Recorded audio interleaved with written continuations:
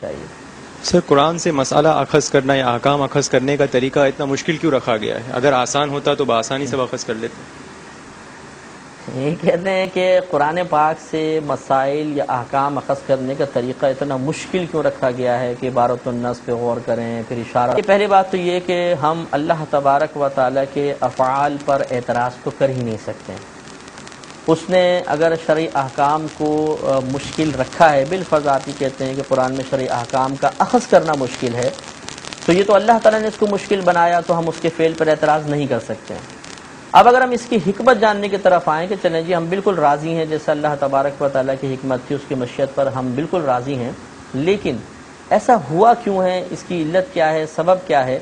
تو دیکھیے، اللہ تبارک و تعالیٰ نے ہر ایک کو مختلف درجات میں رکھنا ہی پسند فرمایا ہے۔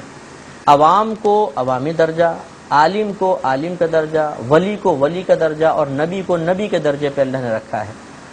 جس طریقے سے آپ دیکھیں اسٹوڈنٹس ہوتے ہیں، پھر ٹیچرز ہیں، اور پھر یہ مختلف مطلب جیسے منٹیسری ہے،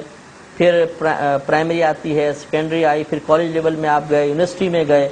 آدمی اسٹیپ وائز چلتا ہے۔ اسی طریقے سے اللہ تبارک و تعالیٰ نے لوگوں کی ذہنی سطح کے مطابق، کیونکہ وہ خالق ہے، مالک ہے، اسی نے ہماری طبیعتیں بنائی ہیں،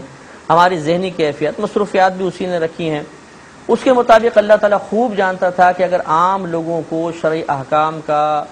اخذ کرنے کا مکلف بنایا جائے تو یہ نہیں کر سکیں گے اور غلطیوں میں مبتلا ہوں گے، اس لیے اللہ تعالیٰ نے اس کی ذمہ داری ڈالی علماء اسلام پر۔ فَاسْأَلُوا أَهْلَ الذِّكْرِ إِن كُنتُمْ لَا تَعْلَمُونَ، اگر تم نہیں جانتے تو اہل علم سے سوال کرو۔ قرآن میں اگر احکام آسان بھی ہوتے تو ہماری کثرت مصروفیات آپ دیکھیے، آج کتنے مسلمان ایسے ہیں جو قرآن کو ترجمے کے ساتھ پڑھتے ہیں یا تفسیر کے ساتھ پڑھتے ہیں، سستی غالب۔ تو لازم سی بات ہے کہ قرآن میں آسان احکام بھی بیان ہوتے تو ہم اپنی سستی طبیعت کی بنا پر ان سے اختصاص سے بالکل محروم رہتے، اور پھر ہر ایک ایسا بھی نہیں ہو سکتا کہ وہ وقت نکال کر قرآن کے تمام احکام کو سیکھے۔ لہٰذا اللہ تبارک و تعالیٰ نے مکلف بنایا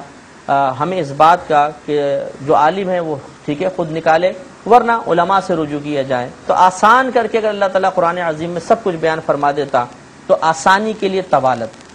تفصیل درکار ہوتی، اور یقینی سی بات ہے قرآن عظیم اس تفصیل اور طوالت کی متحمل نہیں، کیونکہ اللہ تبارک و تعالیٰ نے اس کتاب میں اجمالی طور پہ سب کچھ بیان کرنا ہی پسند فرمایا، تو اس لیے وہ چونکہ اجمالی طور پہ احکام بیان ہوئے تو ہمیں اس کو اخذ کرنے میں مشکلات سی محسوس ہوتی ہیں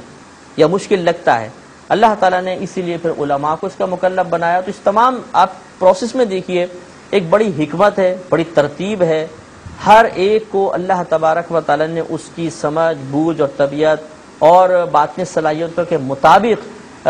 ذمہ داریوں سے نوازا ہے، تو یہ نظام چل رہا ہے۔ اگر بہت زیادہ قرآن کو آسان کیا جاتا، زخامت بہت ہوتی، لوگ بوریت محسوس کرتے، پڑھ نہ سکتے، بوجھ سا محسوس ہوتا، خود اپنی ذمہ داری سب پر ڈال دی جاتی کہ تم نکالو، تو پھر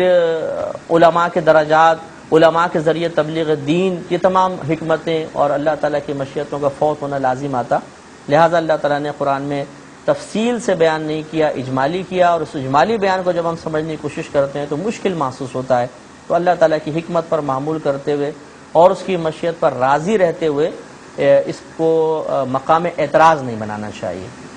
ایک عام آدمی